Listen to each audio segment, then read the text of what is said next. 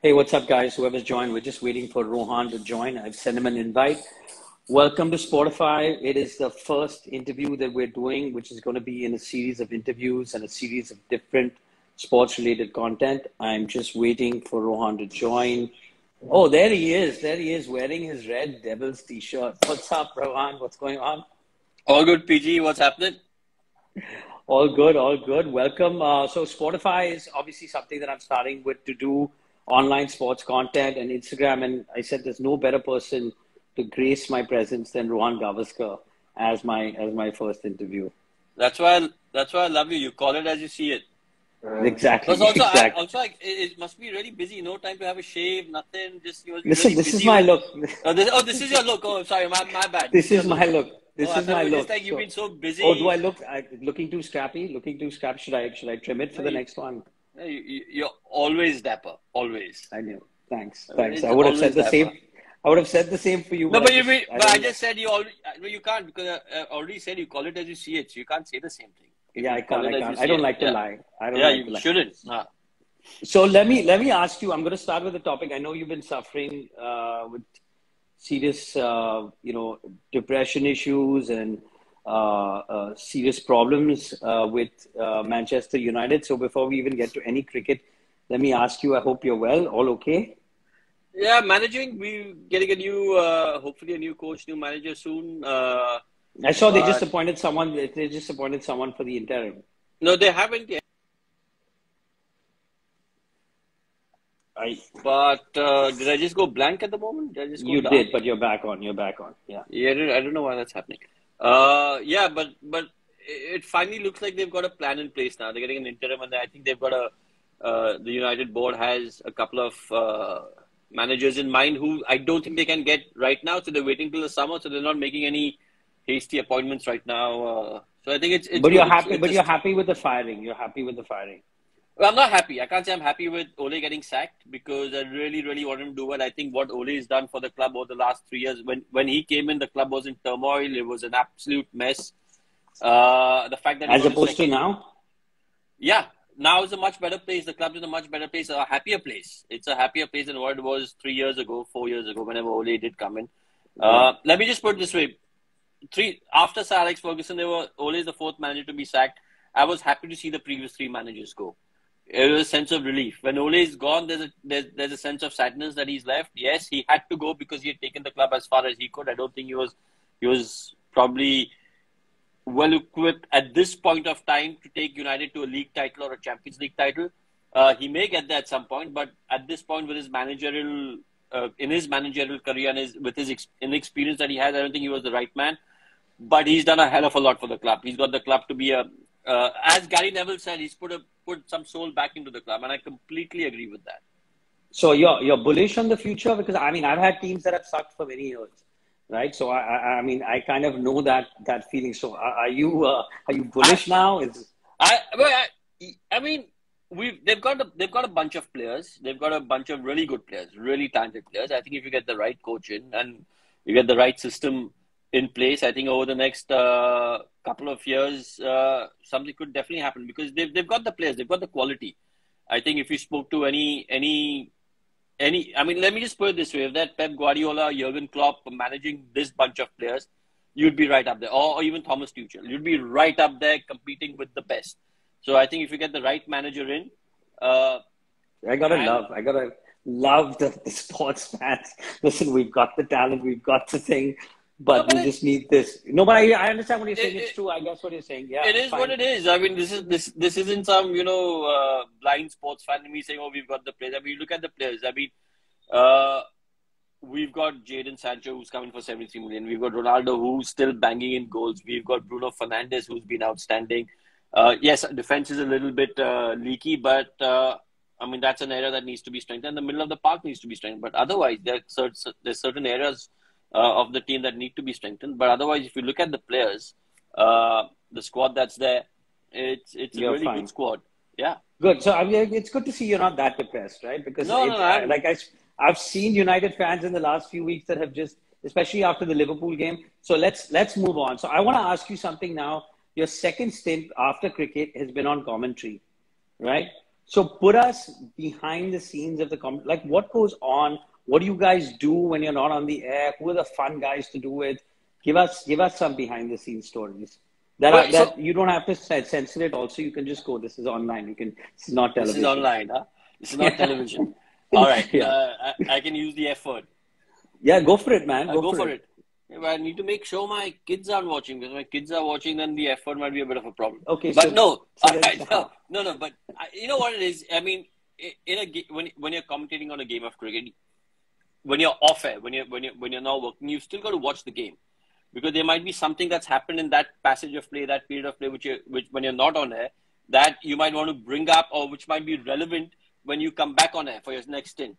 So sure. You still got to watch the game. So okay, you may not watch it as intensely as you are when you're commentating, but you're still clued in as to what's happening. The fun guys to commentate generally are the guys who are listening to what you're saying. Because see, a lot of times what happens when you're commentating with there are 2-3 commentators, some commentators, because you've got the director speaking in your ear, you've got the producer speaking in your ear, you're trying to formulate your own thoughts, you're trying to make a point. So you may not necessarily be listening to what your co-commentator is saying, because you want to make your point when it's your turn to speak. So you're trying to get the right words going.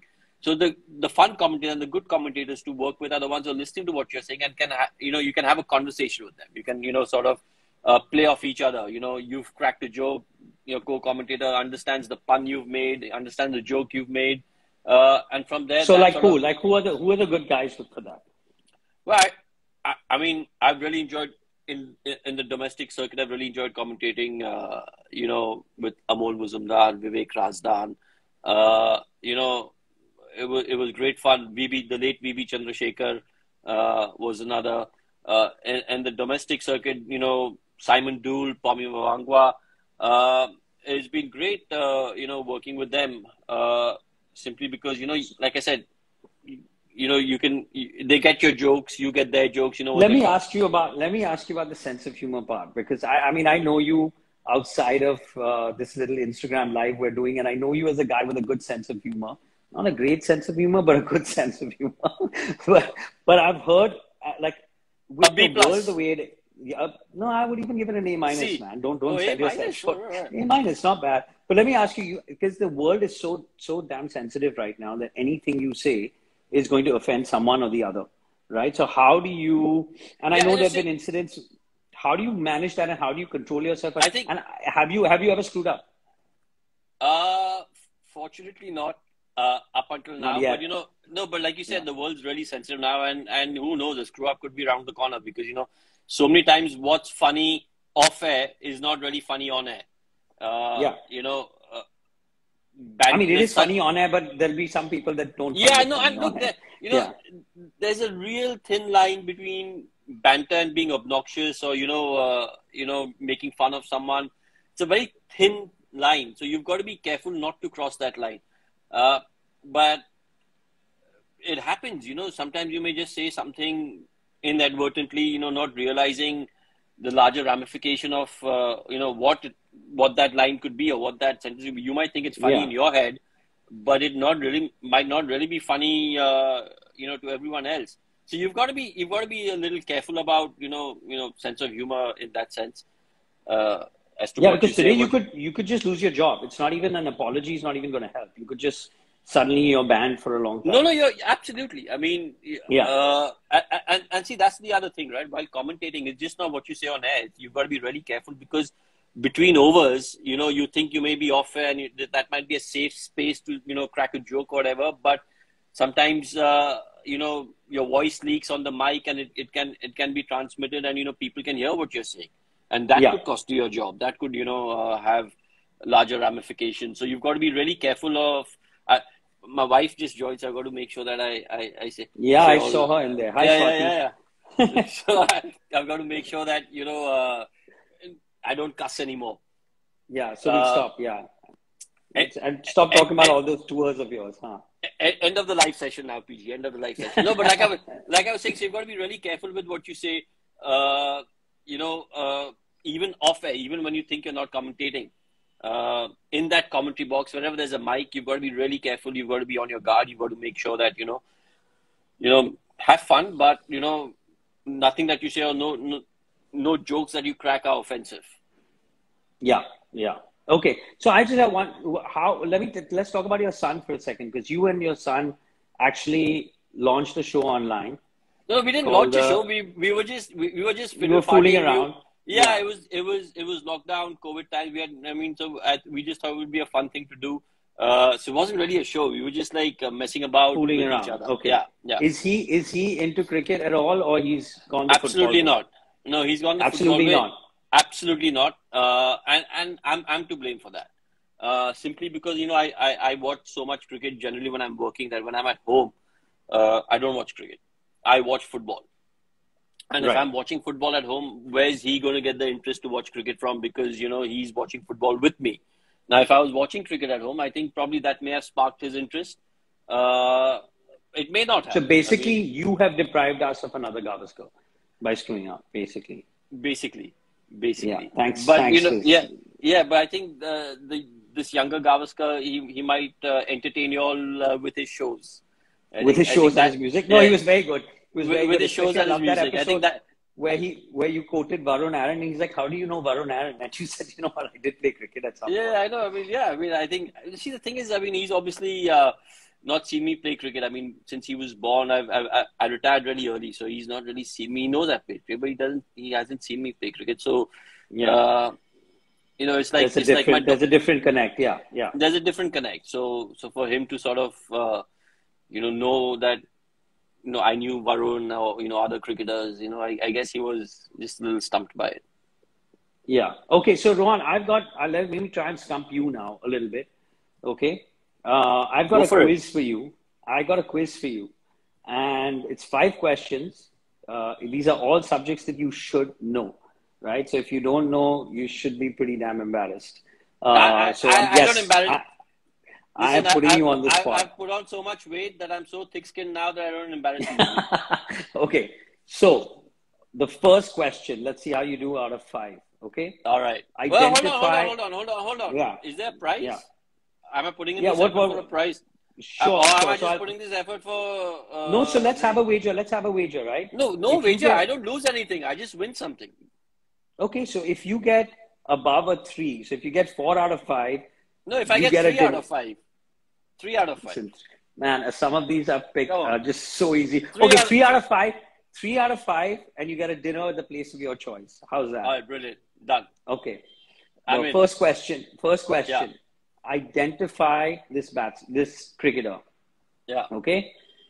This batsman played for India primarily in the 70s, scoring over 6,000 test runs with 14 centuries. He also has...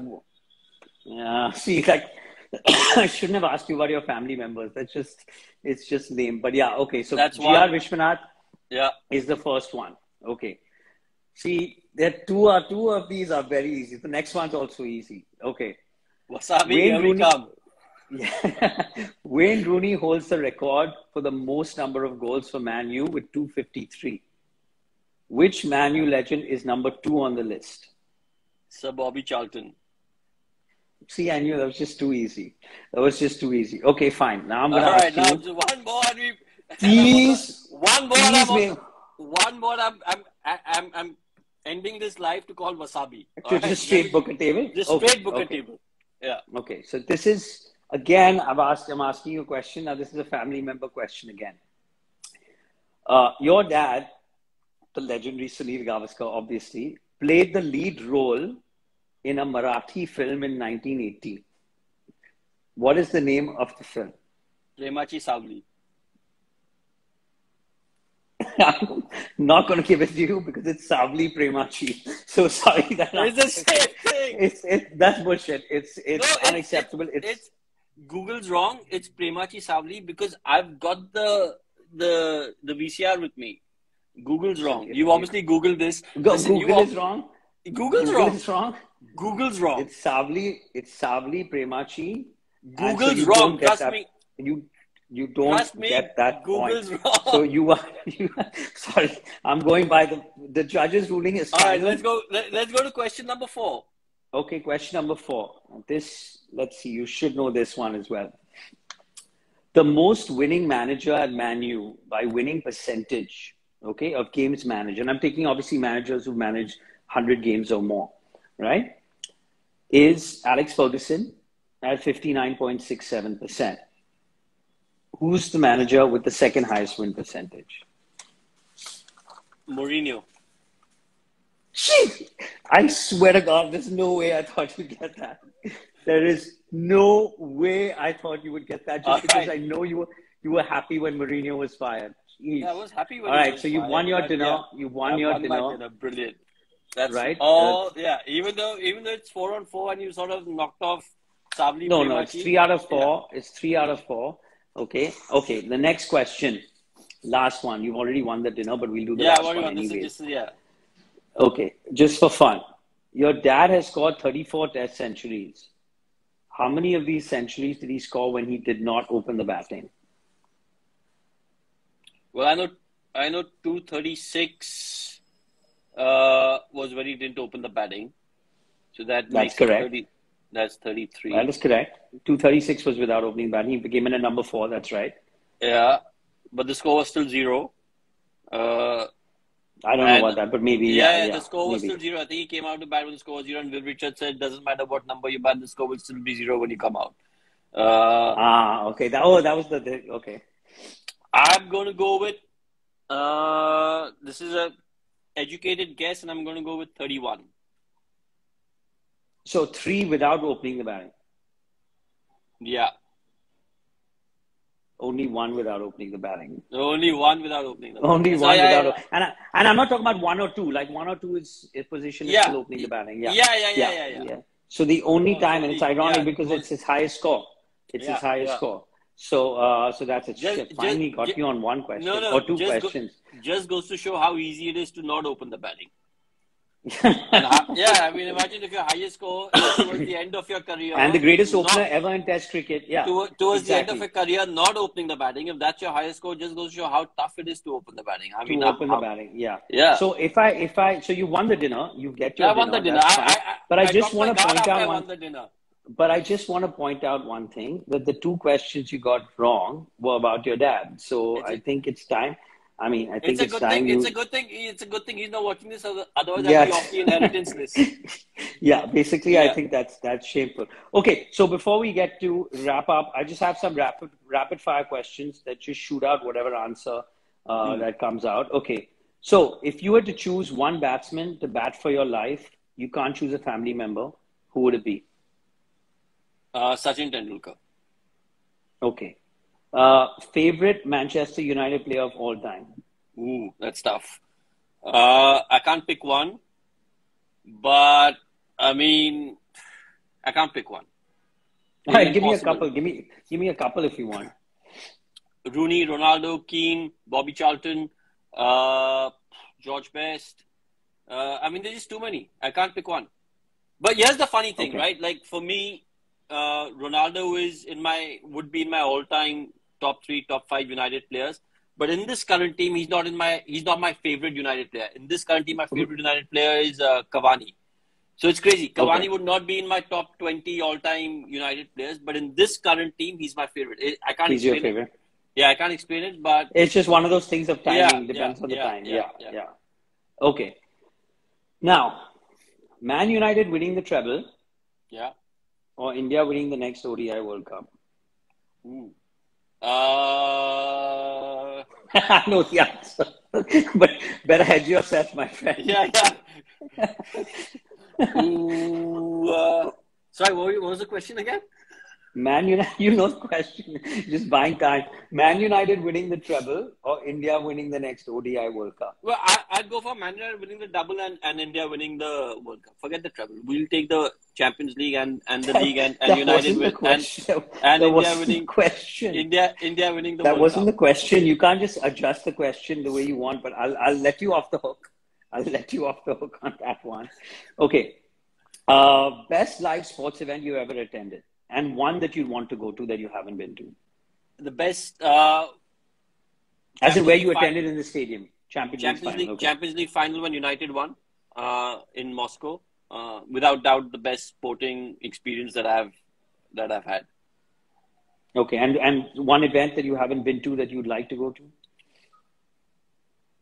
Uh, I don't know. I mean, one sporting event that I'd like to go to is, I mean, I'm trying to think. Out of all the sports that I follow, I've been fortunate enough to go to a lot of sporting events. But if I had to pick one just for the razzmatazz and the whole experience, I'd probably pick the Super Bowl, even though I don't follow NFL. But Pick just the Super Bowl, really? Yeah. Just because no, of no, the event, the way it is. Yeah. just because of the event and how it's marketed and how it, the experience. Uh, Yeah. I mean, like I said, I've been fortunate enough to, you know, see Wimbledon. I've been fortunate enough to see United play, Champions League final, Europa final, League, FA Cup final. Fortunate enough to see, the Cricket World Cup finals, whether it's T20, ODI. Yeah.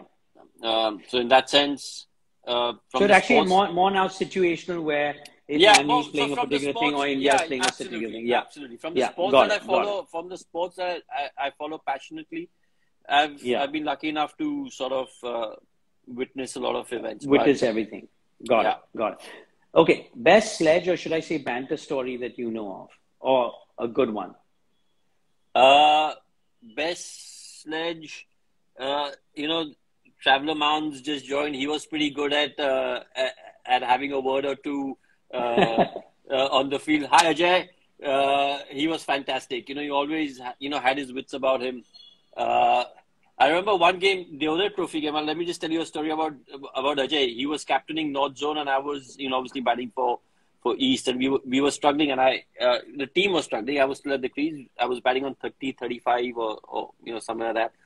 And in between drinks, he comes to me and says, "Listen, if you've got to get to 100 now, you've got to step on the gas. Forget about trying to, build the innings." Which was true. If I had to get to 100 at that point, it was the 35th over, so I would have had to step on the gas. But we were struggling. But there've been so many sledges, so many stories. That you hear about. One of the good ones is when this bowler Greg Thomas told Viv Richards, he bowled Viv Richards a bouncer, hit him on the peak of the cap. Cap fell down. Next ball, he bowled him an unbelievable outswinger. Missed. Viv Richards played and missed. So he went up to him and said, "Listen, man, you know what the ball looks like? It's red. It weighs 5.5 ounces. It's round." The very next delivery after that, Viv Richards hit him out of the park into the river outside the Taunton ground. And he went up to the bowler and said, "You know what the ball looks like. Go find it." Yeah. So, I mean, there's so many such stories, that come across. All right. Okay. So now, dinner with one sports person, dead or alive, who would you pick? You, uh, I can't answer that question. It's a very tough one. Alex Ferguson. Oh, Alex Ferguson. Okay. Pretty easy Yeah. for you, I guess. Yeah, very easy. All right. I mean, I would have picked Muhammad Ali as well, Cassius Clay, Hmm. because I think Cassius Clay would have been, Muhammad Ali would have been outstanding, just company with, with the views that he has. He wasn't afraid to Yeah. speak his mind. Yeah. The things that he stood for, the champion mindset that he had, all of that. So, Muhammad Ali would be another one. But, I mean, I'm going to pick. I mean, for you, it's Look, Ferguson. I get I mean, that. Yeah. no, not personally. I'd rather go for dinner with someone who's alive than go No, for fair dinner with enough. someone and then shit myself for the rest of the night. So, All right. yeah. Fair enough. Fair enough. Okay. I know the answer. I think I may know the answer to this question, but I'm going to ask it so that everyone can hear it. Most prized sports memorabilia in your possession? Well, my India cap, obviously. But Yeah, after but that's a other, personal one. Yeah. yeah. Yeah. But other Yeah. than that, is the 1983 World Cup final ball. That's what I thought. Yeah. Yeah. I've also got a bat, a little miniature bat signed by Sir Don Bradman, Sir Garfield Sobers, Dad, Tendulkar, Richard, Shane Warne, the greats. So, that's another prized piece of memorabilia that I have. I wish I knew that because I made the tougher questions and try and win that bat from you.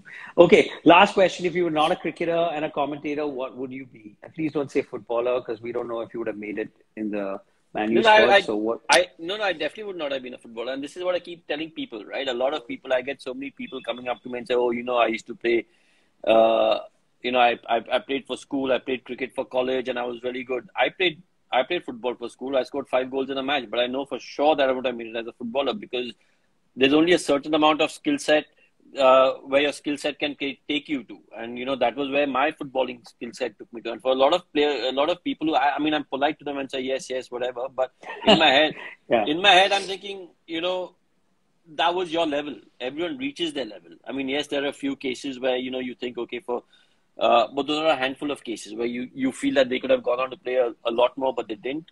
But like me, when you saw me play building cricket at Kilachan House, you felt that I missed out on a potential career for India? I thought you were punching above your weight even over there. Yeah, I thought you were punching above your weight even over there. I was like, whoa. Why is this guy invited? I used to get the MRI balls to play with. That's why I got into you bring your ball, bring your bat, you know, and you get part of your team. Exactly. You get to open the batting, open the bowling, everything. Yeah, whatever you want. So what is the answer? If you were not a cricket commentator, what would you be? If I was not a cricket, first of all, I'd like to call myself a cricketer first, then a cricket commentator. Cricketer. I had cricketer/commentator. Sorry. Because I mean, I think my biggest achievement has been to play for India rather than of course. So I'm going to go with cricketer first and commentator second. What would I be? I think I'd have been a hedge fund manager. With all your crypto love that's going on right now. Yeah, you know how it is. I think I'd have been good with that. I can see that hustle in you. I can definitely see that hustle with you. You got to hustle every day. No, exactly. So anyways, listen, Rohan, thank you so much for your time. Thanks for joining us. Just to wrap up, we're going to win this test series 2-0. What is your view? Quick. Yeah, I mean, I hope so. I think the depth within our system right now is scary. I mean, you've got look at Shreyas. What a fantastic innings. He's come in place. 100 on debut. Just unbelievable. Sad part is he's probably going to have to make way, in the next test. It's happened before. Karun Nayar's done that. And rightly so. Rightly so. I mean, if someone like Virat's coming back into the team, you can score 500, but you still got to go out because, you've got to go. Yeah. You've got to go. Virat's one of the all-time greats. So you'll have to make that, this thing. It was the same when Karun Nayar got that 100 and he had to go out.